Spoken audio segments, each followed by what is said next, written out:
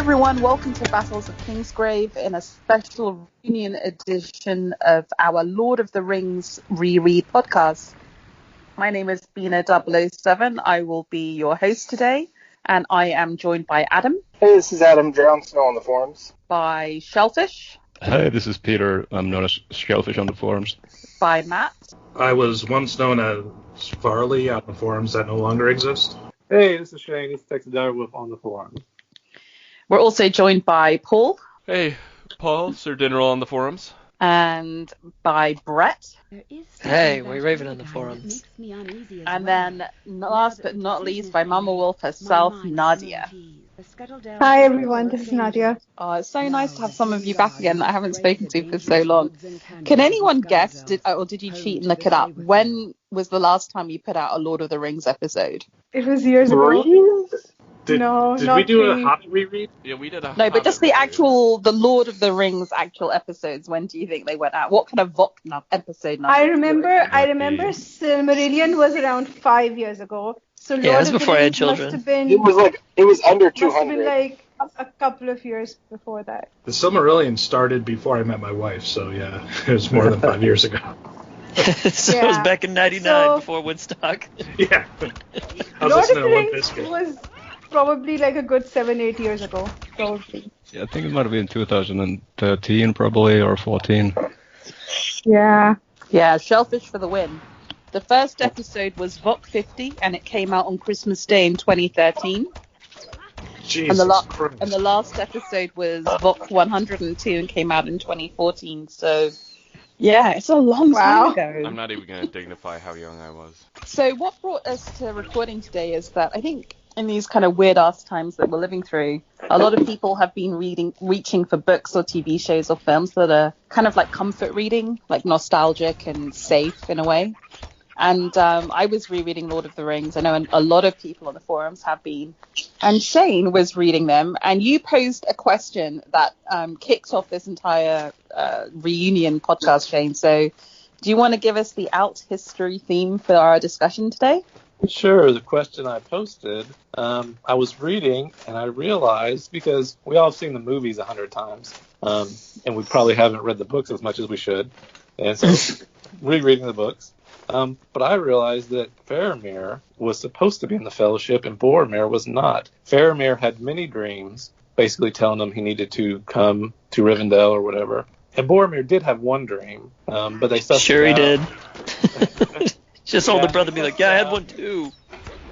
Boromir ended up coming. But I realized when we were talking about Lord of the Rings before, I remember one of the discussion points was that Faramir was not tempted by the ring in the books. And I remember some people thought that was strange and didn't really like it. But it made a lot of sense when you think about the fact that Faramir was supposed to be part of the Fellowship. So I just thought, what if Faramir had actually joined the Fellowship instead of Boromir the way it was supposed to go? Everything worked out. But if everything went according to, quote-unquote, the plan, would it still have worked out? Now, when you say the plan, do you mean that the visions were sent by a higher power to Boromir and Faramir? Yes, sort of. Eluvatar.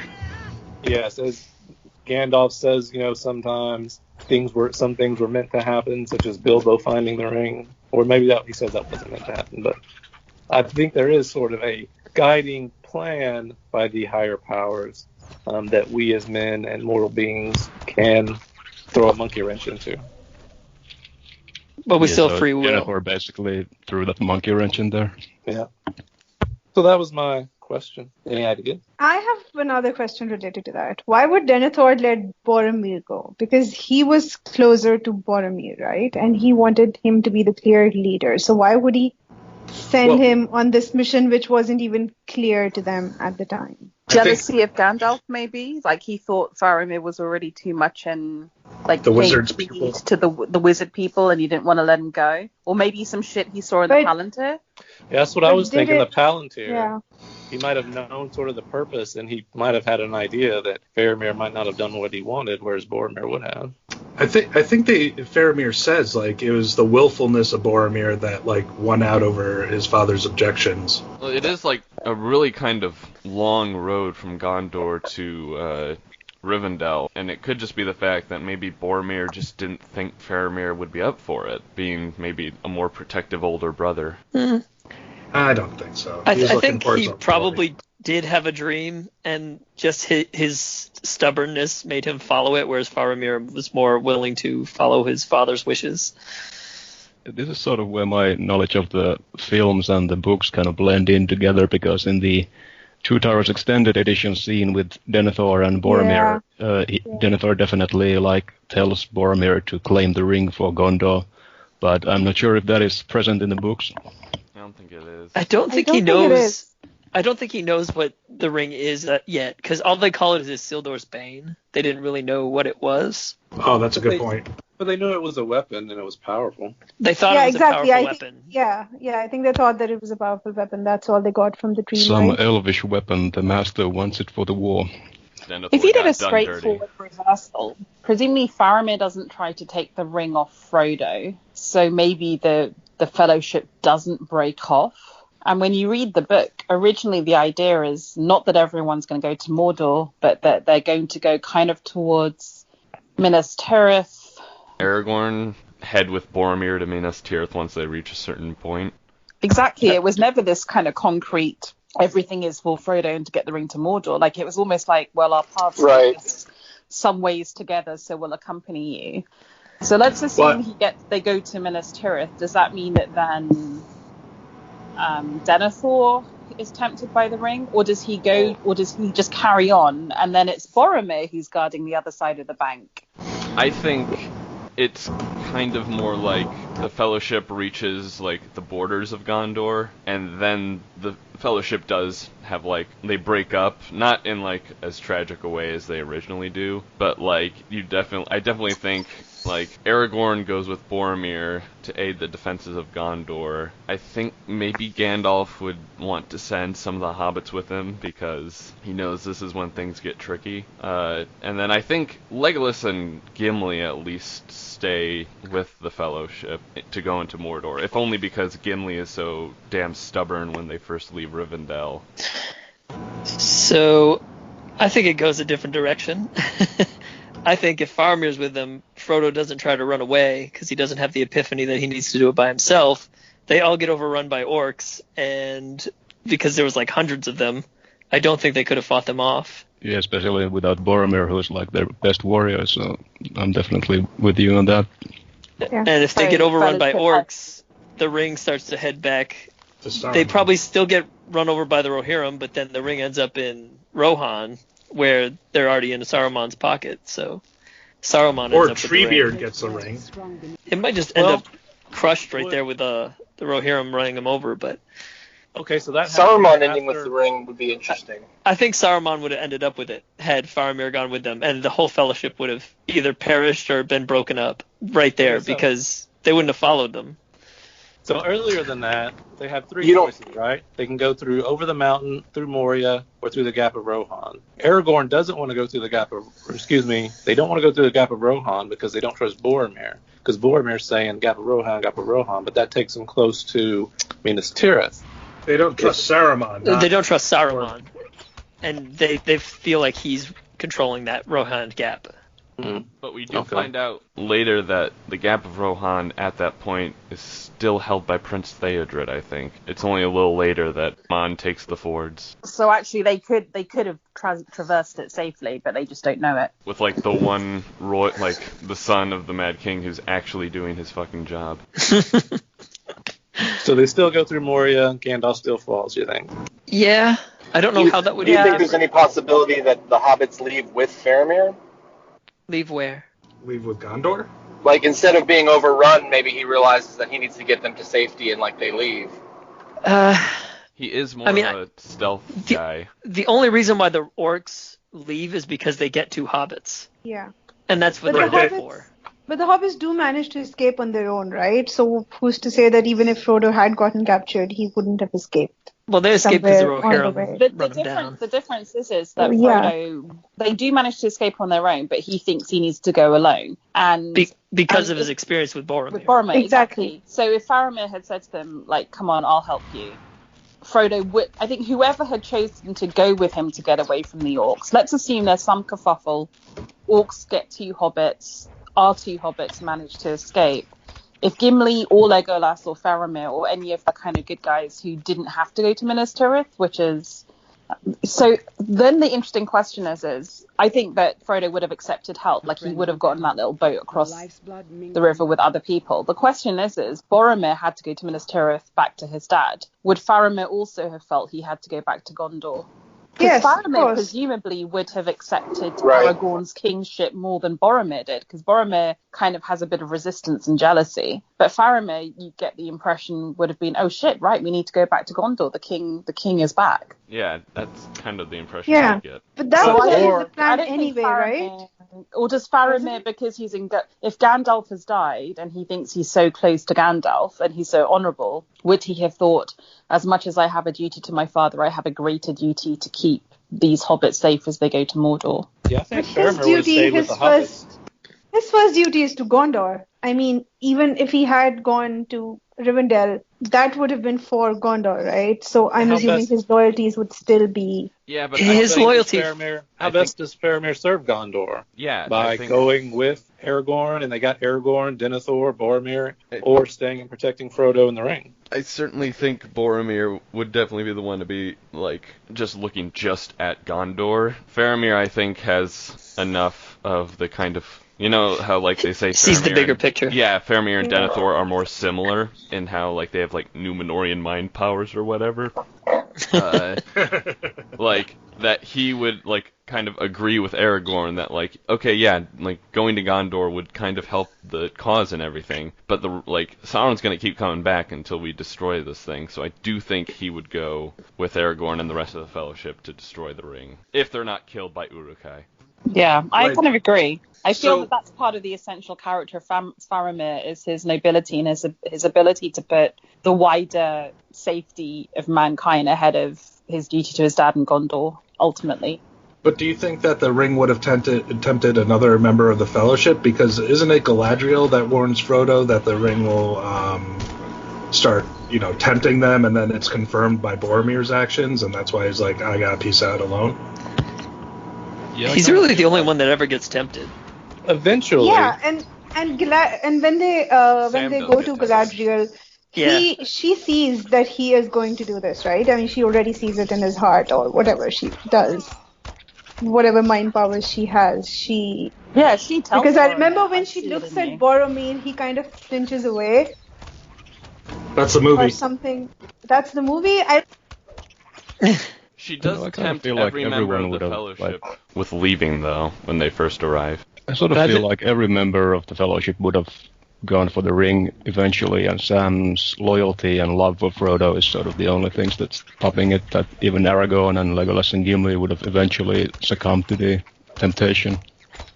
I agree, because they're not actually with Frodo in the ring for that long, are they? And I feel that even Faramir, I think, would eventually have fallen for it. Because after all, Frodo falls for it, right? At that final moment, that battle with Smeagol, Gollum, he does fall for it. He does take the ring. Tolerance and proximity. Yeah. But let's explore, because I think it is really interesting. What would have happened if Saruman had the ring? I think it would have been more of the same.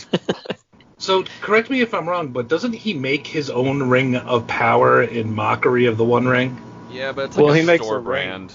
It's the One Ring's like a Gucci brand, and Saruman's is like the one he bought at Walmart. It's like Swarovski crystals. Yeah, it's like fool's gold. Well, it's also like the Elven rings, I think, because Saruman was in contact with Sauron through the Palantiri, it was under the One Ring, the one Saruman made, like the Elven rings were.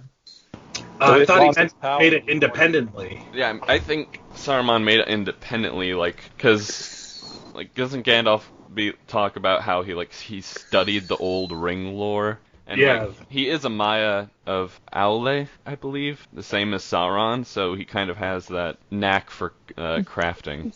Yeah, but the Saruman's ring is depowered when the One Ring is destroyed, because he never uses it again after the One Ring is destroyed. Which I thought he used it with his voice in the Shire. Was he using the ring? I think that was just his inherent power. I mean, I don't think we ever really even see him use his ring. I think it's mentioned once by Gandalf that he's wearing a ring when he first meets him. I don't think we ever got an idea of what it does, even. No. It clearly could breeds just- men and orcs. It could just be I a think- mood ring, and we don't know. Yeah, sort of a sign he of says- vanity, or like that he aspires to be like Sauron, but it doesn't really have that much power in it. He Yeah, does say so he's a even- ring maker. Even if Saruman does get the One Ring, it's still Sauron's ring, right? It still wants to get back to Sauron. So would it eventually betray Saruman also? Like, would it? I think Well, so. Yeah. Saruman was powerful enough to use it. I don't think he could ever destroy it, so he could never kill Sauron. But I don't think Sauron could have used it to betray him and kill him. I think Saruman was too powerful. Well, isn't that the whole thing about the One Ring? Is that, like, yeah, you can use it to defeat Sauron, but he'll still be, like, a part of you then? Like, Yeah, he'll Yeah. become part of you. Yeah. You slowly get corrupted into becoming Sauron. Or something like him. Sons of bitches. So I imagine just a big old, like, Tolkien's nightmare of just machines everywhere. The British The countryside. Industrial Yeah. Revolution, right? So, Yeah. yeah, Tolkien's nightmare is the Industrial Revolution arrives in Middle-earth. I mean, it's the Scaran Yeah, I mean, it's- Messiah made large, right? I mean, we know what happens when Saruman's vengeful and on the go, because we see it often. Yeah, I think It's just again, I think And rusty metal everywhere. you kind of see it as kind of like a weird distortion of him, again, being a Meyer of Aule, because he loves crafting and he loves creating, like, machines, and I think that just kind of gets away from him then, where he just kind of looks at the rest of Middle-earth as, this resource could be used for this, and we will use this resource. But you know what's fucked up is, like, he idolizes this, like, pastoral existence. But Bilbo doesn't actually do any work. Frodo doesn't actually do any work. He has, like, gardeners tending his own garden. Like, Yeah. that's what landed aristocrats do, right? Ah, It's the part of gentry. rural existence. He did work once, so he never had to work again. Yeah. It's very much part of my rural existence. Oh dear. What would have happened if, for whatever reason, they'd gotten to Minas Tirith and somehow Denethor gets the ring? I don't But think it really Sauron does just that miles much. Yeah, Sauron well- just miles gets it. Yeah. I think Gandalf says that, like, even if we put it in the deepest, like, cellar of Minas Tirith, it would just sit there eating away at your mind or something like that. Yeah, but I think- Denethor wouldn't even do that. I think Denethor would have claimed it. I don't know. I if think that's so, Yeah, what he too. would have tried to use it. I don't know what it really does for you, though. It I gives think you- it would have probably given him like a lot of power and influence, and Influence, sort of maybe like helped him inspire all the Gondorians and become like a very powerful tyrant, and might have actually helped him Yeah. with his war against Mordor for a while. But then at some point, I think the ring would have subtly sort of influenced him into making a mistake that would have doomed him, like it did with Isildur. What was I gonna He say? realized I that think orcs are more he'd be like powerful. he'd be like a child with a nuclear bomb or something. He'd be like, I know this is powerful, but he'd have no idea how to use it, other than to make people go, look, I got this powerful thing. Like, I think that's what would happen. It would just be more of a symbol. Denethor was wise. I mean, he knew how to use the Palantiri. He was Overmatched. spiritually corrupted. I mean, Yeah, I he never was- really see what power it would give, like, a descendant of Numenor. Yeah, that's true. Well, you kind of, I mean, Isildur had it. It didn't do much for him. Yeah, like I was gonna say, Yeah. like he gets Well, he- destroyed by a band of orcs, basically. So I personally think like Denethor would have it. Whether or not he like has it on him or just locks it away in a vault in Minas Tirith is kind of inconsequential, because at this point I feel like Sauron's already amassed enough power that he just brings the hammer down on Minas Tirith, and then he gets his Yeah. ring at the same time. Men were going to Yeah, he just fail. hops over and takes it. If we hadn't destroyed the ring, I feel like Sauron was going to roll over men. At Oh, least yeah. Minas Tirith, anyway. Oh yeah. Like, Yeah. my favorite thing in like Return of the King is like Denethor is like, yeah, there will be a great darkness coming to Minas Tirith, and Pippin's like, not the Dark Lord, and he's like, no, he's gonna be like the last one to come over to gloat over my dead body. Okay, so we basically come to the conclusion it doesn't make much difference whether Faramir is there instead of Boromir. Well, to me it does. Because Saruman gets the ring in my version. Yeah. Okay. Well, I think it was sort of like necessary for Boromir to fail and break there, and that sort of like set the things in motion in the right way, I suppose.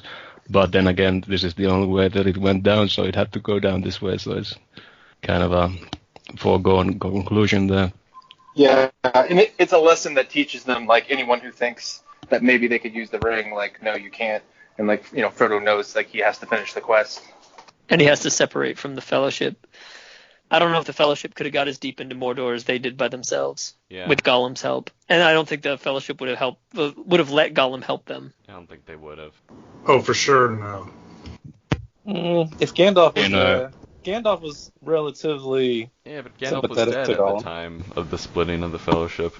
Was he? Getting a makeover. But would Faramir have been as good a guide to Mordor as Gollum was? He seemed to know his way around the place. He's never. I could have got him to the door. I thought Faramir knew a lot about it though, because he'd been policing that side of the river. So Ithilien. I think he knows Ithilien though. I don't think he knows like. He does know about Cirith Ungol and Shelob as well. He knows about those. Well, it is called the Pass of the Spider, so I would hope they'd assume something was. I feel Faramir would know it. I mean, he's been tracking and hunting in that. I mean, he knew about Gollum too. So. But not in Mordor. Like, I think he could get him to the door, but I don't know if he'd be able to navigate them through. Yeah, I think. No. Although Gollum kind of just left him for dead. His knowledge would end at like Minas Morgul. Yeah, but they didn't. I mean, once you're in, right? Because you just go towards the eye, and that wasn't helped by Gollum. That was just them trying to get there with their own wits. Well, it's a pretty big landmark, Mount Doom. Well, Samwise followed the orcs that picked up Frodo. Otherwise, he would have been lost in the caves of Shelob. Because they had like a secret trap door that they went through that he couldn't find. Like the actual pass of Cirith Ungol is like sealed with a gate at the other end, and Sam's only able to get around it by just kind of going around in Shelob's tunnels. The ring helps him out. Yeah, it's weird that he wears the ring right there, and they never catch him. Any more on the Faramir question, or should we transition to another of the alt history questions you all posted? Did we actually get an answer for Faramir? Well, we're not going to have an answer. Well, I don't think there's an answer. Talking about alt histories in a fantasy world, of which we know. The problem is every time you try to create an alternative, because you know which way it ends, your mind always tries to kind of get you there. But mine didn't. Well, yours didn't. Anyway, a question from Whiteraven, seeing as he has a lot to say. If the ring had not been found, would Sauron have conquered men and taken Middle Earth? It looks like he was on that track, huh? Yeah. He was doing a pretty bang up job. Yeah, I'd say so. Now, if they had never found the ring, would there ever have been a council in Rivendell? Why would there need to be? What would be the point? I don't know, but if no... Like, I wonder if something spurred Sauron to moving forward, or if he was already pretty much getting ready to attack. Well, he caught Gollum. He found out that the ring existed still and where it was. Right. So yeah, that's the impetus of his, that's his action point. So that's why I set the Nazgul out. Well, the question is, at what point? Why is the ring not found? So is there a Gollum? Are we talking about because Deagle didn't find the ring? Right. It's just still at the bottom of the river. It did get swept out into the ocean, so nobody ever finds it. Okay, so Sauron in this time. Right. Well, I think there might have been something like a Council of Elrond, because the White Council was meeting and they did deal with the necromancer at the time of the Hobbit, and if you look at the appendices, like Mirkwood and Lothlorien are at war with Sauron at the time of the Lonely Mountain at the time of the Return of the King, so sort of he was attacking those peoples, and they probably would have tried to band together and sort of make some sort of alliance, but it would have been futile in the end. Yeah, the only reason why the elves leave is because the ring is destroyed, and then everything they've created with their rings is going to pass, so they just all head out, because their powers are kind of waning. If the ring is never found, would Saruman have turned traitor? Well, I think he was also seduced by the Palantir, right? Yeah, he was. He was definitely poisoned. I just don't know if... It's not like the ring helped him create what he had created. I mean, he still made Uruk-hai. Yeah, but he... Yeah, he probably didn't start making them just like after the ring was found, right? He was probably doing that before the ring had been found. So... He was headed down the dark path. Exactly, even before all this happened. I believe his whole thing was about fighting Sauron with his own weapons, so I think he would have tried to set himself up as like... a counter Those to are just Sauron. excuses. But I don't know. I mean, you don't just make Uruk-hai like they're monsters. You don't. I mean, you It's are a firm decision. You are if you want your own personal army. Which I think that's what he's trying to sell to Gandalf, right? Like, it's our world to reshape as, like, only the wise can see fit, and, you know, he goes Uruk-hai route instead of Gandalf's Hobbit route. Mm. Hi, everyone. I have a question. Amber! Hello. Good morning. So if no one, including Sauron, had ever gotten the ring, would he have still been able to do 100% of whatever his evil plan was, or did he need that in his possession for some sort of final? Well, he whatever? never got it. Man, it's a what if. It's a what if show. Right, but he never got it. He Isn't was the already ring calling basically it. like? The ring is basically like the It original is a really Horcrux, good right? question, right? Didn't It's he a make it's a it? great. Yes. Yeah. So he had it at one point to do, I know, to lord over everybody else, but I mean, wouldn't he have been happier having it the whole time? I don't think he ever I wanted have to a lose question. it. Is it just like a Horcrux? Like, basically, as long as the ring survives, Sauron can't die? Or does it actually that was always my impression.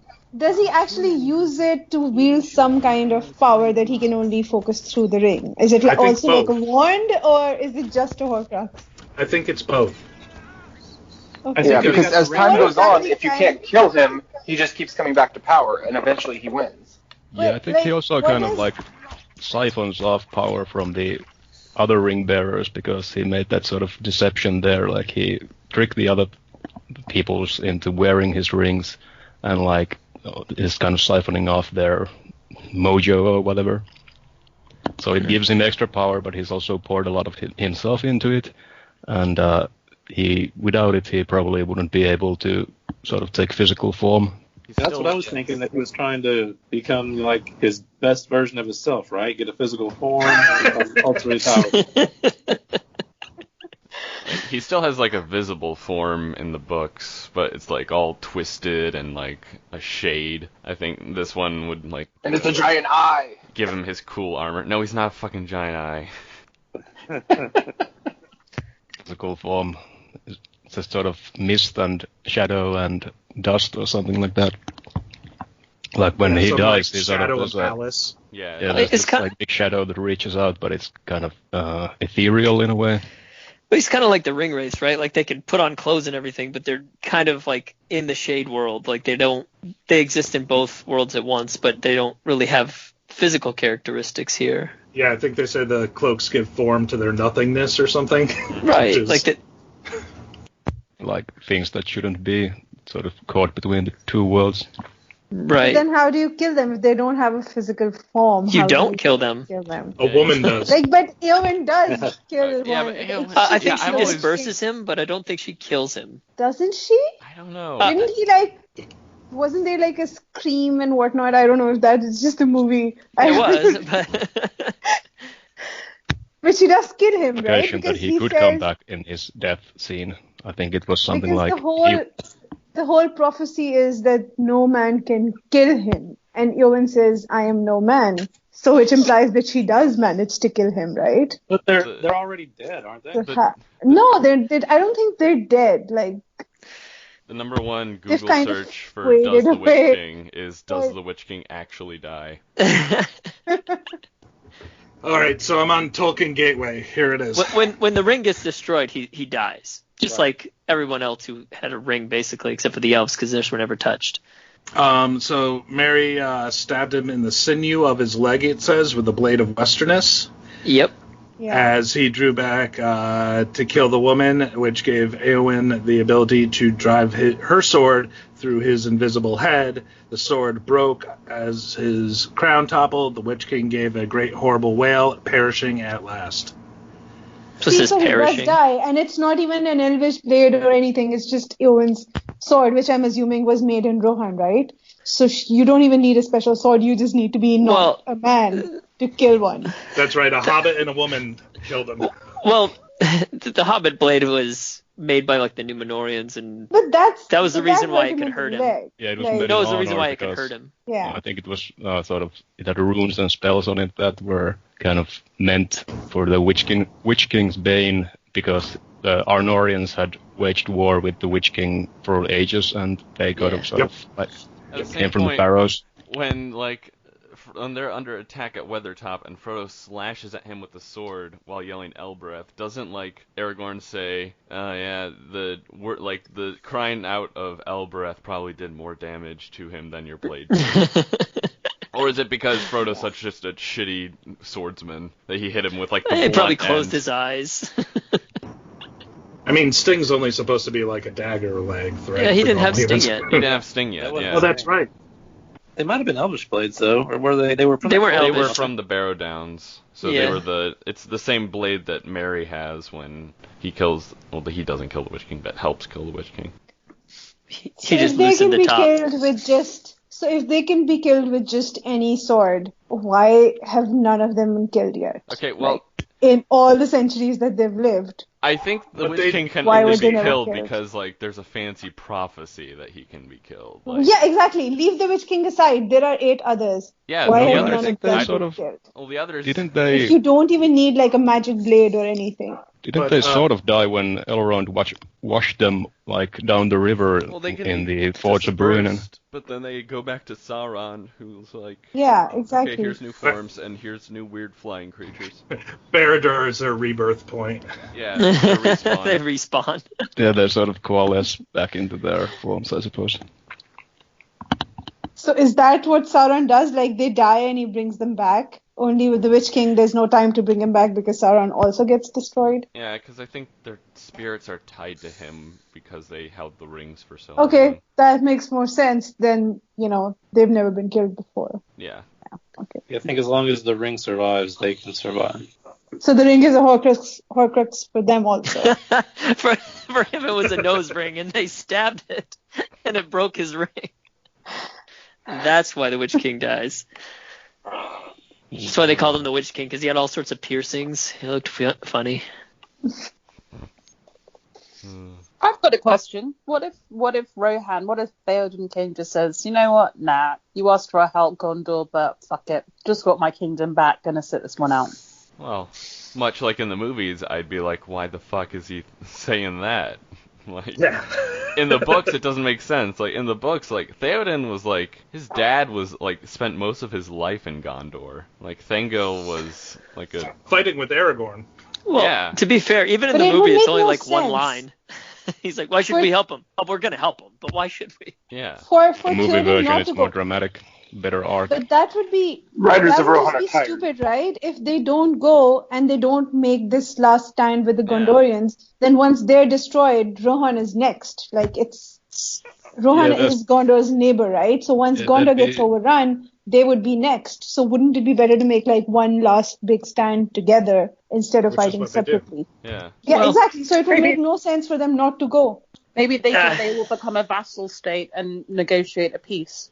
They're already kind of they- like a vassal state. Yeah, they're They- already they- kind of they- a vassal state exactly to Gondor. of Gondor. They, Well, they they would could be have like, been under- okay, we'll give you horses now. We'll give you horses. Just leave us Okay, alone. so if that happens, Saruman basically becomes a lieutenant for a while anyway, right? Before he becomes too powerful. But during that time, Rohan would become basically like a vassal state of Isengard. Or, Possibly. Are we dictating that Theoden won't help Gondor? Is he still under the sway of Saruman, or is he in his right mind? Because when this happens, Saruman's been taken care of. Yeah. Oh, that's true. Yeah, it His wasn't the staff is original broken. question that if Rohan didn't answer the call or didn't aid Gondor. Well, I just don't think it would Aragorn happen. still would have come up from the sea and swept the army out of the way, and just Rohan wouldn't have helped. Well, again, this is the book, so But then Convenient. Aragorn but then is after- still limited in what he can do. He does have the army of the dead, though.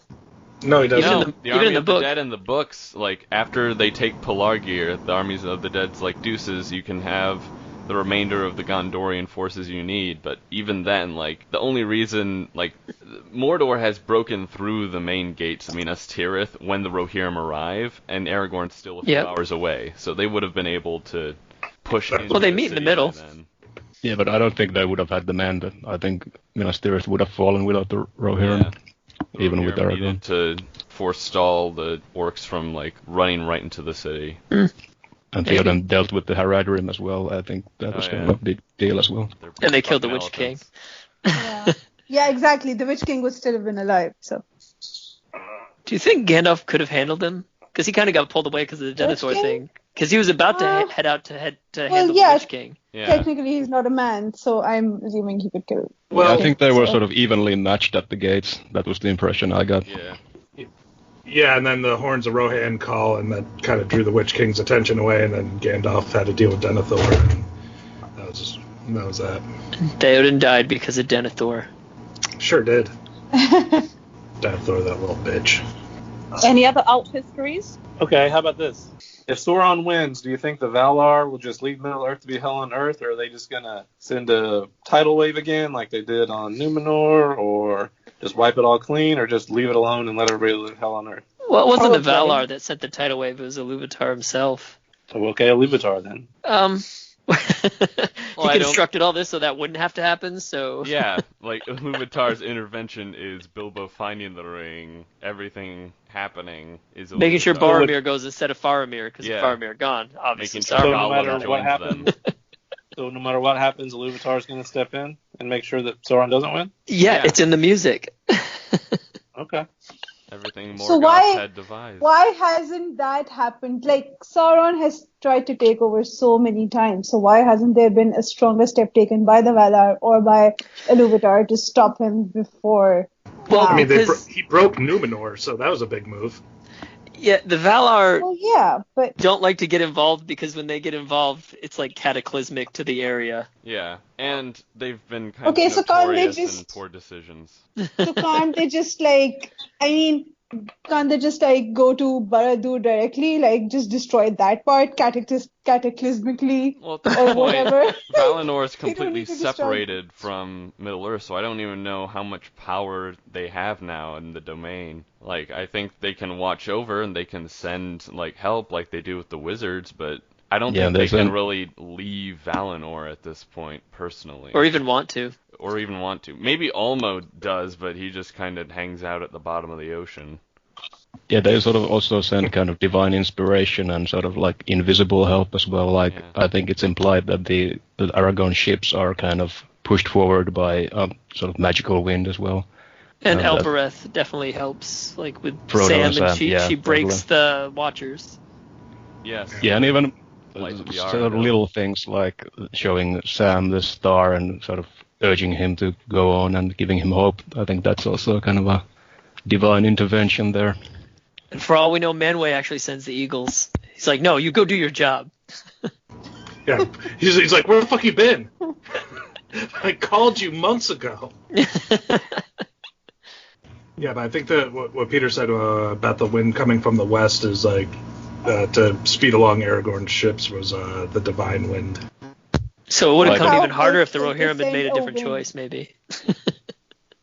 And I think it's also implied that Orome sort of possesses Theoden at the Battle of the Pelennor Fields, kind of gives him special strength, I suppose, and courage. But does he do anything? Like, Theoden doesn't do anything, he just goes there and dies. He fucking breaks the Haradrim.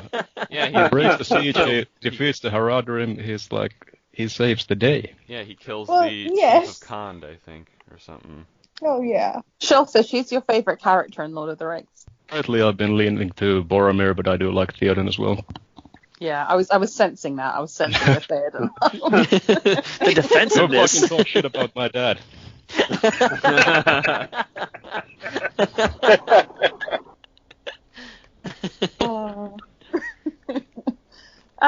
Could Treebeard have done other than he did?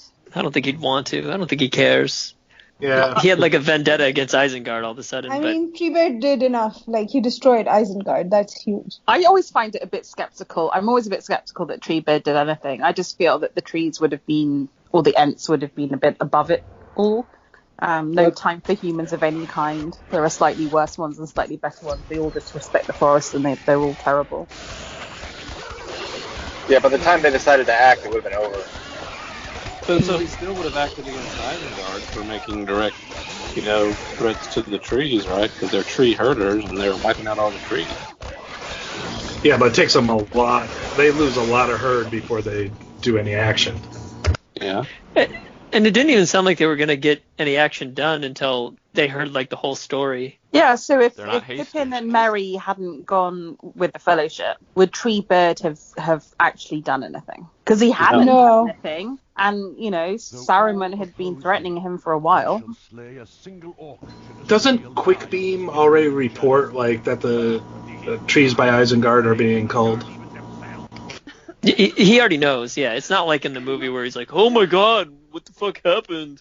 I guess I hadn't been watching this part of the forest for 50 years. Idiot. Yeah, and they already knew. They have the Ent Quickbeam who's like, yeah, all my fucking friends are dead because I live right next to Isengard. All my friends are dead. I think Merry and Pippin just helped their decision to come around faster. They were already discussing it, what to do about all the trees burning, right? But I think Merry and Pippin were just the catalyst for it to go just a little bit faster. For Treebird to actually get to Isengard in time to actually do something. Yeah, it might have they might have stayed passive without Merry and Pippin and acted when it was too late. Yeah, exactly. My interpretation. Because they got Treebeard over the top in the thought that he needs to do something. So he called the council and convinced all the other ones they need to help. Yeah. But don't you think Gandalf told Treebeard too what was going on? Probably. I mean, he did talk to him. That makes me not like Treebeard as much because he just kind of sat on all that knowledge and didn't do shit about it. Well, No, they just do stuff at their own pace. Well, yeah, it's exactly. very slow. And Gandalf probably didn't have too much time to talk with him because he's like, I need to be mysterious when I greet Aragorn, Gimli, and Legolas again. Yeah, Gandalf isn't exactly clear with his He's instructions. a drama queen. Gandalf was too busy, behind a tree chuckling to himself. And I kind of feel like the Ents aren't really what we would call rational human beings. They're sort of supposed to be part of nature and just kind of an unknowable intelligence, or at least a different kind of sort of sapiens, I suppose, than just the men and elves and dwarves and all that. Well, they're created by who? Yavanna or Lorien to defend the forests against the beings of men that will need wood to construct. They will need wood. Yeah. Dwarves going to need wood. Oh, we found the level. Related question to that, when do you think that the sort of industrialization of Isengard began, or when did he start breeding the orcs? Because in the movie it's sort of almost implied that it happens in the same year as the Fellowship sets off. Mm-hmm. I think it's hard to tell because it's not like Gandalf never goes there, and then all of a sudden all this has gone down and he never noticed. I think a lot of it was happening in the caverns of Isengard that weren't opened up to the surface yet. I think Saruman was doing a lot of it underground and keeping it all kind of hush hush until he kind of had everyone swayed, because not only did he have to trick Gandalf, he had to trick Radagast as well. But you again, think I when don't they know showed how up and they're hard like, it was. this used to be forest. I wonder what the fuck happened here. Do we know how long Rohan had been under his spell before the Fellowship begins? I think Wormtongue had been there for a while. He was a rider of Rohan. It wasn't like he came from somewhere, right? He was a rider of Rohan. So it was just Saruman managed to influence him and then spied on Theoden through Wormtongue, right? So he'd been around for years, so nobody knows exactly when he... How the fuck do you trust a guy named Wormtongue? Yeah, why was his name Wormtongue at all? I'm assuming it wasn't his name. It was It's like Littlefinger or something. Yeah, exactly. I think it's a nickname. it's not his the court actual gave him. name, right? Yeah. But everybody calls him that. Well, now. Well, Yeah, everyone our fucking heroes hates call him them. at that point when we finally meet him. But They didn't call him anything other than that? I think he called him Grima. Yeah, he called him Grima. Grima, that's Which right. isn't exactly a name that inspires confidence either, but... Apparently, in Old English and Icelandic, it means mask, visor, helmet, or specter. So they kind of means quite different things there. Yeah, I think it's meant to be evocative, grimy, and just fucking nasty. Sometimes I think we should just look at the story as a story and not as just the deep lore and Grima Worm Tongue just sounds so fucking nasty that it's worse. My view had always been that Saruman had been... I always felt in my head that when the ring passed from... Like, because Gollum had the ring for ages, just living in caves and being pretty anonymous. And that somehow the ring going to Bilbo, who's more active in the world, although he didn't do anything with it, maybe triggered something. And it always felt... And I know that he had it for sort of decades, but it always felt to me like that's when Sauron probably started bestirring himself. And that's when Saruman probably thought, okay, let me start infiltrating Rohan and building up an army that maybe not from the start of Bilbo had it, but it feels to me like this was decades in the making before the Fellowship. Bilbo doesn't really do anything with the ring either, right? He doesn't really use it. Except to avoid relatives, as anyone should. Right. Exactly, but he's using it in the way that we all would use it, right? In petty ways against annoying members of our families. But yeah, exactly. The fact that it's being used and it's out of caves, that must be, like, Sauron must have felt that this was a movement. And we always know that the ring wants to get back to Sauron. So it just felt to me that might have created a bestirring in Sauron's loins. So, yeah, do you think he can feel when it's in use? I think so, right? I mean, it's part of him. Like, don't you think he would know? Like, he'd be aware viscerally that it had gone from Gollum to Bilbo. I don't think he necessarily knows who has it, but he might know when it's that it's in exchanged. use. But yeah, that somehow this thing that had been lost from his sight for a long time somehow was in the open. Because that's what it means to be with Bilbo, that it's just out in the open now. Right? It's not like buried under a mountain. Yeah, so you can send out your riders and try and get hold of it. I mean, obviously he doesn't send them to he doesn't know where it is. He doesn't know it's in the Shire until he doesn't send Gollum. It for like decades. Like Bilbo has it for decades, right? So why doesn't Sauron? Because he hasn't send anyone to. Because he hasn't recaptured Gollum and tortured him to hear the words that it's in the Shire. Oh yeah. Right. There's no GPS on it. But I suspect that he has to have known it was out there in order to try and catch Gollum and torture him and get that information. So it feels to me like this is a decades-long build-up, but I might be overdoing it. But it's years. Okay. It's not months or days like in the movies. Oh, let's make a model army. Hold on. Okay, in the appendices, 2942 is when Bilbo gets the ring. 3 years before that, Saruman learns that Sauron is looking for the ring near the Anduin. 10 years after Bilbo returns with the ring to the Shire is when they have the last White Council. And that's when Saruman goes, claims Isengard, and basically starts setting up his own attempt for power. So Sauron's looking for it before Bilbo gets it? Well, he learns that Sauron is, so yeah. Yeah, it would make sense because, like, Dol Isn't Guldur, that the Master's Call? Yeah, Dol Guldur is, like, really close to the Anduin where Isildur fell, so I'm assuming that's kind of something that inspired Sauron to start there. Yeah, and if Sauron's looking for the ring, he's calling out to it, which caused it to slip off of Gollum's hand, and then Bilbo found it. Right. So do you think that the ring responded to Sauron actively looking for it by being tricksy and getting to Bilbo? That the ring was kind of active in this? Yeah, I think that makes sense. I mean, the ring did Isildur dirty, too. I don't Gandalf warns Frodo against like always keep like that's why Frodo keeps it on the chain because it would keep like finding its way out of his pockets or off his hand. I don't know. Obviously the ring didn't mean to be found by Bilbo. If it had any choice in who found it, it would have been like, yeah, orcs are definitely better for this because he was in like a cave full of orcs. Yeah, and wasn't it implied that probably the rings? Sorry, go ahead. That's probably what it was hoping for when it got off like Gollum, because it's in like not that far from a big goblin cave. It's only Iluvatar and like fate that allows Bilbo to find the ring as kind of a counter to Sauron. Was the ring always going to be destroyed? Would Iluvatar have and fate, quote unquote, always have made it be destroyed? Yep, it was in the music. It had to be destroyed. That's your excuse for everything. Thanks to the music. I mean, kind of, yeah, because we've already said, like, even if, like, Sauron doesn't get the ring, he still kind of amasses enough power to him to at least do a lot of damage. To, like, summon the armies of the south and east, and... Any other good alt history questions? What if Saruman never went bad? How would he have helped? I suppose the same way Gandalf helps, like, he'd just be there to help men along.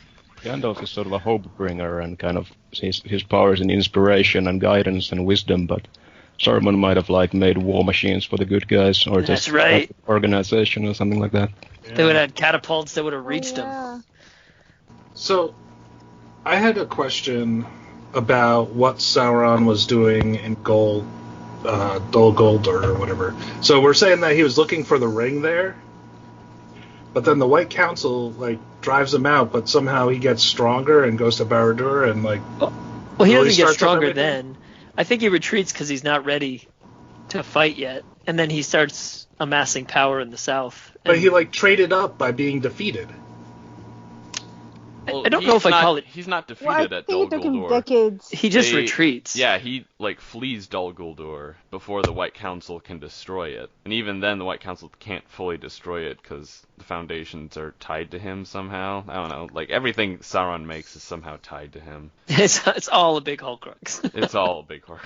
And the Battle of the Five Armies also kind of breaks the power of the evil forces in the region for a long time there as well, so that's sort of like he had to go back to Mordor, like Yeah, if that's a the good White point. Council hadn't driven him out of Dol Guldur, he might have started his conquest from Mirkwood. Can I They ask probably a would've- question? Because I'm not to all of you lore masters. How? Because I haven't read that stuff. How did Saruman become bad? What caused him to turn? and Saruman or therefore could it have Sauron? been prevented? Saruman. I think I it thought was it the was a Palantir Palantir. that, that corrupted him. Yeah. I think he And always what had. caused and what caused Sauron to go bad then?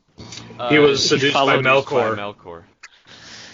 I think Saruman kind of had the underpinnings of going bad already inside him, though. Like, Well, I think it said even as a Valar, he was proud. Yeah, he's Or not a Valar, he's Maiar. similar in spirit Maiar. to Sauron because they're both Maiar of Aule and are interested in like crafting and creating.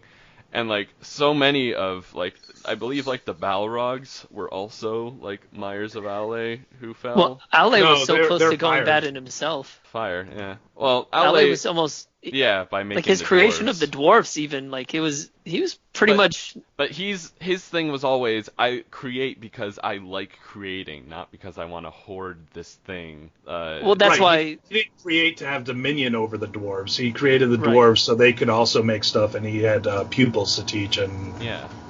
And that's what Iluvatar was checking on when he told them, "We'll kill them." Mhm. And he's like, I don't want to, but I will." And he's like, "Okay, you don't have to." Yeah, so no, it's because the poor dwarves cowered. And he's like, "Oh, look, you gave them like personalities, you son of a bitch." All right. you named them. Damn it.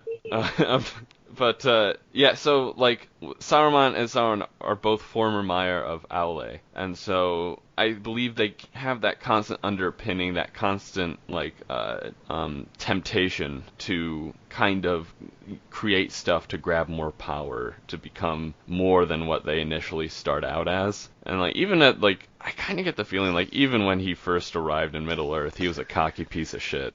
Yeah. He just Oh, this will be strutting all taken over the around, council. strutting around He was saying, bad. I'm gonna live here, like going up to Isengard and being like, I'm gonna live here now, and Gondor's like, okay, fine, you can live Well, there. he like strong-armed his way into leading the council too, because Galadriel wanted it to be Gandalf, Yeah. and he was like, "No, I'm better." Only Gandalf is the only wizard who actually did his fucking job because Hey, Radagast did okay. Radagast, like. All he did was send He the eagles abandoned to them. Gandalf, and then they're like, we can't find him anymore. No, 'Cause he roused probably the eagles. Fucked up to live with live with animals Well, or the some the shit. Blue Wizards were. We assumed they were doing their job. Yeah, so we don't know what what the Blue Yeah, Wizards were doing. Tolkien, like in his writings, his first writings, so like they got corrupted and became evil and ended up not fulfilling their task. But then later he's like, well, maybe they could have been distracting Sauron's forces in the east. It's all like JR like navel gazing when we ask him about this stuff. Wasn't Well, the mouth of Sauron a former wizard? No, I think he was a black Numenorian. Numenorian. Yeah. Yeah, they've got some of those in Umbar as well, so they're just fallen Numenorians. But Gandalf wouldn't have been rescued from the top of Isengard if it hadn't been for Radagast. That's right. The one thing he did. He might have sent the eagles too. We don't know. Well, he did. But- He only sent Why did it Why take so here, long? but that's it. But we know he was most definitely covered in bird shit. I hate the movie. The movie's really fucked him over. Oh, yeah, The Hobbit was terrible. The less You said, didn't like the his better. rabbit sled? I thought it was interesting that they were like, when they were doing the Lord of the Rings movies, they decided Tom Bombadil was a no-go, but then they threw Radagast into the Hobbit movies. Yeah. Right, they're like, Tom Bombadil is way too silly to be in this movie. Let's do Radagast. And he was like, you know what people really liked is when I made things grotesque and put poop on them. Uh-huh. Okay, Peter. Doesn't he do like psilocybin too in the movie? Like, doesn't he eat mushrooms or smoke them or something? I think he smoked something. Gandalf Yeah. gives him some pipe weed to calm him down, which I think implies that, yeah, it's not just tobacco. Some OG Kush. Unrelated to that, in the movie, the Disney movie, The Good Dinosaur, the little boy Might have, eats but you some know, I've mushrooms. blocked out most of those movies. Well, the little boy eats like mushrooms and he starts tripping, and like the dinosaur gets more eyes, and then he like grows dinosaur legs. It's really weird. That What? movie's Wow, weird. that was really unrelated. Jesus Christ. You guys are I just. felt I was tripping on mushrooms for a second there. I think I heard someone say that Radagast abandoned men, but I'm not sure if wasn't it sort of like part of his purpose to be like the friend of fur and feather. Yeah, like, that he was his the animal sphere of wizard. influence. I guess, but you don't really see an army of squirrels meeting the men of the West at the The Black Gate, eagle do they? showed up. Yeah, the eagle showed up, but that's clearly Manway's thing, all right? And doesn't he use the birds and such as messengers as well? So he could have been sort of helping out in smaller ways as well. Maybe. Yeah, but it kind of backfires because he teaches that skill to Saruman as well, and Saruman's Yeah. able to send those crows to kind of tail the Fellowship. That That is true. He's not a bad guy. He's just super gullible. Does anybody think that the Amazon Lord of the Rings thing that I assume will happen eventually, do you think it's necessary? Oh, none of it's necessary. No, I'm here nothing. for it, Or something that we regardless. need? Of course not. Am I super excited? No. I'm eager to see the fall of Numenor. I kind of want to see what they're going to do with it. Just with the canon in Tolkien, I do feel like the books are like the ultimate form, obviously, but there are some things in the movies that are done better for pacing and sort of story arcs in my mind, and I love some of the dialogue as well that's not in the book, so it's a bit of a mixture of the two for me. Yeah, I really like when the elves show up at Helm's Deep. Yeah, sure, that's She didn't like that. Like I liked it the first time, but then after you read the books, you realize they were taking too much power away from the Rohirrim and giving it to. Well, in the movies, there was only 18 Rohirrim, so. Yeah, exactly. Whereas in the books, like they fought and won by themselves. Yeah. That's So, true. It's, you take all the Not credit by away themselves. from The them, just trees give it took out away. quite a few of them. And they kind of showed up a little late to the scene. They showed up like very late. Right? They are trees. They don't get good mileage. If the trees hadn't shown up, the eagles would have come, right? They showed Okay, up so maybe after let's Erkenbrand, transition. right? Let's go around the table and each say your favorite addition that the films make and the least favorite, like the thing that you were irritated most with. So, Shellfish, do you want to go first? Like, what's the one thing that the films added that you really love? I like the expanded relationship between Boromir and Aragorn in the Fellowship. There's a lot of good added dialogue in there about Boromir's sort of despair over the state of Gondor and his struggling with hope, and Aragorn kind of helping him with that. And what's the thing that irritates you? Probably the elves at Helm's Deep, or maybe the army of the dead at Pelennor Fields, because I feel like those robbed the men of their victory and sort of the accomplishments. Yeah, good one. How about you, Brett? What's your positive and negative addition? I guess the positive would be they gave me a vision of what a Balrog could be, and I didn't really have that in my head. Like, definitely not what they had there. And just visually, that was pretty amazing to me. And the negative would be the whole Eye of Sauron thing. It was just like a big tower with an eye on it staring out, like a fucking lighthouse. How else do you do it? Not like that. I don't know. Okay. They could have just... I don't know what they would do, but that seemed really weak to me. That's fair. I'm not scared of an eye. How about you, Paul? I would probably say what I really liked that the movies gave us is kind of the they didn't make Aragorn as cocky as he is in the books. Because in the books, he's always talking about how he's the rightful king, but at least in like the movies, they make him seem as the man who does not want power is the most deserving to receive power, so that it won't really corrupt him too much. See, I thought in the books he was much more vacillating, like he didn't know what he was about. No, he's much more commanding. He knows what he wants. After this breaking of the Fellowship, he's all in his own head. He's like, everything I do is wrong, and like, who would have me lead them? I think he's much more. Yeah. But the movies do imply that he's not ready to take on the kingship of Gondor, whereas in the books he's very sure, like that's where he's headed. And he always starts out with the sword, right? With anger. Right. Whereas in the movies they come in very late. It comes. I enjoy that part of the movies as well. Like earlier I said about the relationship between Aragorn and Boromir, and there's that line of dialogue, like all your life you've hidden in the shadows, afraid of what you are, of who you are, and like that makes for a very satisfying arc for Aragorn when he's sort of very reluctant and afraid of himself, and then when he finally just accepts the sword and becomes king. I think that's a better arc in the movies than it is in the books. Yeah. In the books he's ballsy enough to even like pick up the Palantir and stare right at Sauron. But I love that bit and he does that in the film too. There's a point. He does that in the film, yeah. He picks up the Palantir in the film? Yeah. Yeah. Well, in the extended edition. He does that.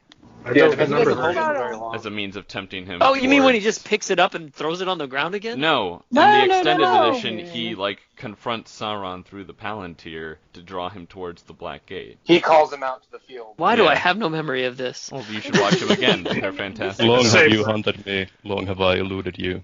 No more. Such words. Oh, yeah, I think I do remember that now. Doesn't he show him the hilt of the sword too, or something?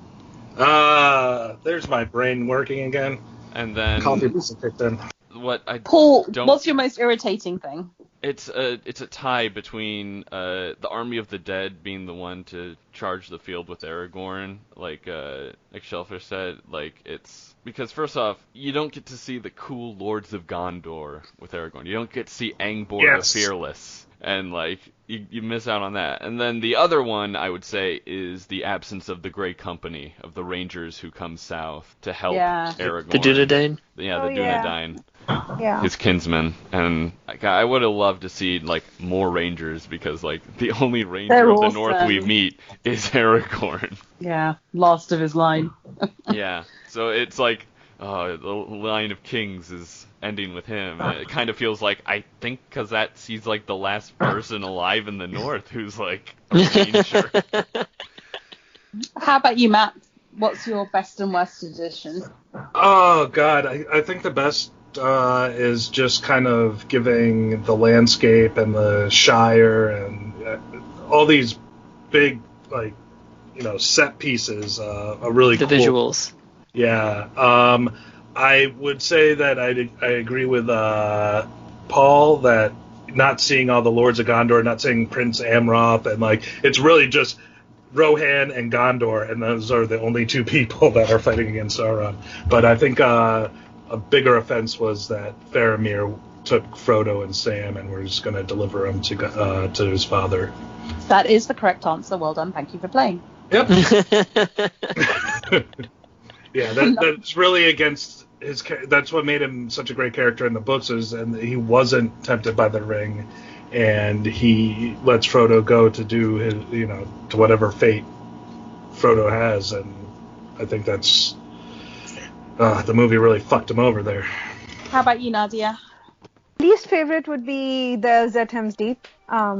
And favorite, I don't know if this is my favorite, but I think I actually like that they let Arwen take over like Glorfindel's role, because that would have just been adding another character.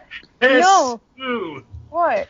Otherwise, she has nothing to do. I appreciate it. At least she's a character who's going to come back at the end. Like, she's always going to, come back as Gondor's queen. And if they let her, Yeah, I think that was elegantly get this. done. Yeah, I think letting her take the spotlight for like.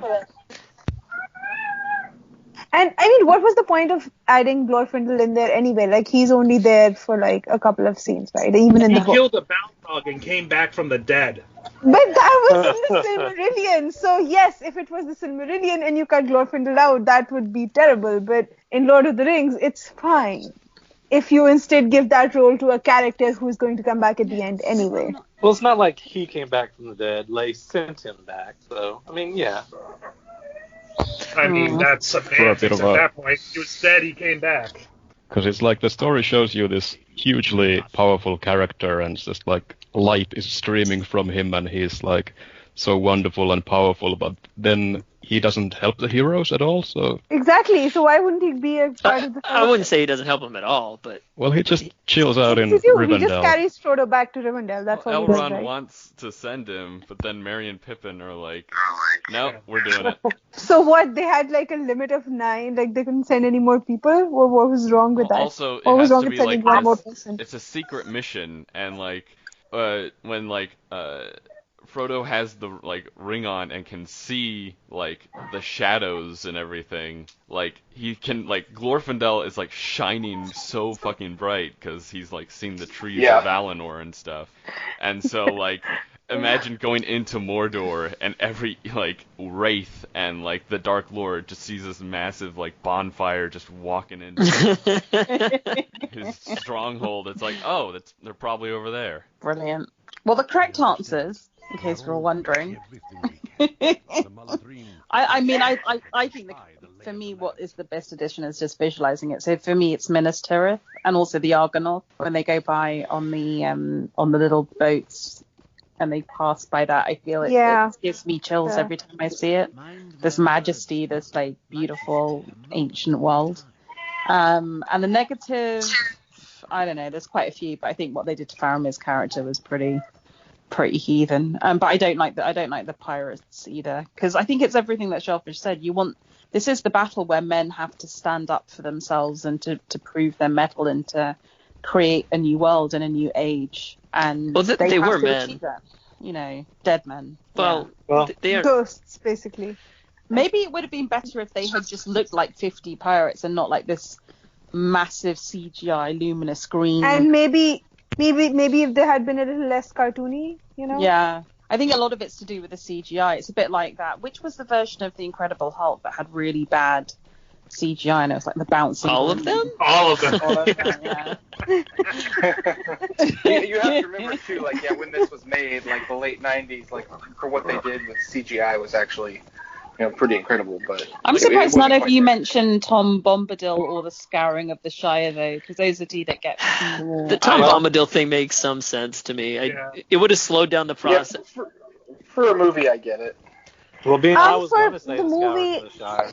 For the movie, I also understand why they removed the Scouring of the Shire. They already had 5 endings.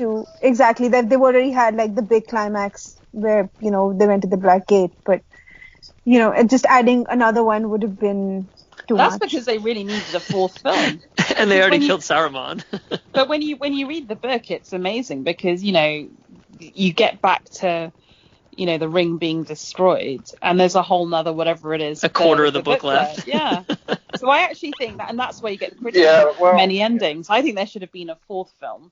Just an endings film? We saw what he did with turning the Hobbit from 2 into 3, and I think maybe at the time Jackson might have been able to curtail that, but I think some of his best work in the Lord of the Rings films was expanding characters like Boromir, like Aragorn. But if you'd given him too much space to do that, like we could have, gotten more of like a Hobbit type disaster. You got a view of the Scouring the Shire in the well. Yeah. The Mirror of Galadriel. But you don't get to see like the whole thing isn't just the Scouring of the Shire, but it's like the rousing of the Shire. It's getting the Hobbits to actually stand up for themselves and actually like a bit like the things Ents, to rights. right? It's like I want to see the Tooks go all freaking like Rambo on the ruffians.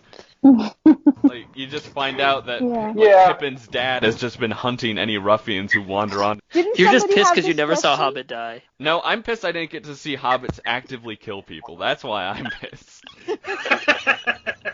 Didn't somebody also wonder what would have happened if Merry and Pippin hadn't gone with the Fellowship if they had been returned to the Shire? Like, would would the ruffians still have been able to take over? Would Saruman have been able to come to power if Merry and Pippin were still there? Well, Because then they wouldn't have been the awesome hobbits that they became at the end of the movies. Yeah, exactly. They wouldn't have had the stature to stand up to the men like they did when they came back. They'd experienced so much that these ruffians were nothing to them. Yeah, I feel like. But they still would have known about the whole. They still would have known about the bigger plan, right? That Frodo was going to Mordor to destroy the ring. Like Elrond. You think they would have tortured it out of them? They knew. They didn't know he was going. I guess they would have after the Council of Elrond. Exactly, if they had been in the Council of Elrond and then been sent back. Yeah, but they weren't at the Council of Elrond. Like, Elrond was just hoping to send them back to, like, warn their people, but I don't think Elrond realized how much, like, hobbits don't really pay attention to those kind of things.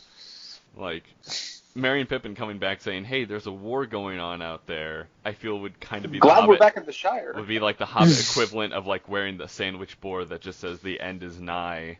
Yeah. Like, hobbits are just, like, kind of waving their hands at them and, like, Yeah, I don't think Merry and Pippin were really heroes at that point yet. Like, their character development comes a lot from, like, I suppose Boromir's sacrifice. And drinking the Antwash. Yeah, that, and like they sort of absorb and learn from the Rohirrim and the Gondorians, like they become more like the noblemen that they serve with, and that sort of allows them to be these stalwart heroes when they return. Yeah, I think it has to do with the movies. The point of the movie was to destroy the ring, and the point of the books was the passing of an age and the like inheritance and giving the power structures to the man and hobbits, and they can't depend on the wizards or the elves anymore. They have to take control of the realm. Okay. Any other final things to say, or should we wrap up here? I could talk about this all day, so. So, guys, the ones who haven't been on for a while, what life events have been happening in the 7 years since I last spoke to you? Well. Yeah, Peter, where have you been? You disappeared from the forums for a while. Yeah, I kind of like got into a stage of my life where I didn't play as many video games, so I didn't listen to as many podcasts. So I kind of dropped off, but... He grew up. Yeah. Oh, I wouldn't say that. Well, yeah, it's great that you set this up, Bina. I've missed you guys, and I've tried to reconnect a little bit on the forums, but that wasn't a successful foray. And did anyone watch the Lord of the Rings reunion they did? I tried to, but it was so overproduced, and the host was insufferable. It was a little bit. It was. I watched the highlights thing, not even all of it, because it's interesting, but not that interesting to me. But it was nice to see everyone in one place. Oh, you know who looks old? Pippin. He looks like shit. Well, he was the oldest. I didn't even know who it was. He was like he's 30 at this time of filming. Bilbo died this week, right? Oh, yeah. 2020. Yeah. Ian Holm. Apparently, there was an online version of the Lord of the Rings game, and all of the players did a tribute. They all went at an appointed time in the alternate world to Bag End and just... No, Lord of the Rings Online? Yeah, that's really cool. I've actually been playing Lord of the Rings Online this entire time. Nice. Is it a good game? Yeah. I mean, it's a decent. It's much more like focused on the books. Like currently, my character's like looking at Dol Guldur currently. Yeah. And is it a strategy game or? It's an MMO. So you basically ride all around the entire. I believe they are up to Mordor now. You can basically go almost everywhere in Middle Earth, and basically the story behind Lord of the Rings Online is you are doing your best to kind of help the Fellowship's efforts in like basically keeping the secrecy behind it. Like you find like a pan that Sam left behind on one of the quests, and you try to like. You find a pan? Sounds exciting. It's much more exciting because like the first stage is you're helping the like rangers deal with like Angmar, which is somewhat rising again. Is this why Shellfish is no longer playing video games? It could be. I've played Lord of the Rings Online. I remember when it first came out, and it's kind of amazing how much of the world they've added to it since then, and apparently they're still going. Like Minas Tirith is fucking bonkers when you visit it because it's just so massive. Anyway, that's kind of tempting. Maybe I'll get into it. It's a decent free-to-play model too, so it doesn't like bust your wallet that much. It's great just for sightseeing. What's the name of the game? Lord of the Rings Online. Oh, that's it? Yep, that's it. That's easy. Okay. I'll cover up the holes that all the hobbits dumped in to make sure no one's tracking them. I regret giving that as my example. If Pippin and Merry hadn't gone, would anything have been different? Yeah, the Ents wouldn't have been roused as much. Yeah. Eowyn might have just fucking died because Pippin's the one who distracts the Witch King by stabbing him as he's about to kill Eowyn. That was Merry. Mary. Pippin wouldn't have been there to stop, or to go get Gandalf to stop Denethor from burning Faramir alive. Then, didn't him picking up the Palantir, and draw the Dark Lord's eye toward them? Yeah, and right, because he thought Saruman fucking around with the Palantir. Yeah, he's like, it's not for you, it's for me. Very good. Okay. Well, have a lovely weekend, guys. Hope to watch Lord of the Rings, Fellowship of the Ring with you all soon. Yeah, absolutely. Have a good weekend. Thanks for the call. See you around. Bye. See you, everybody. Bye.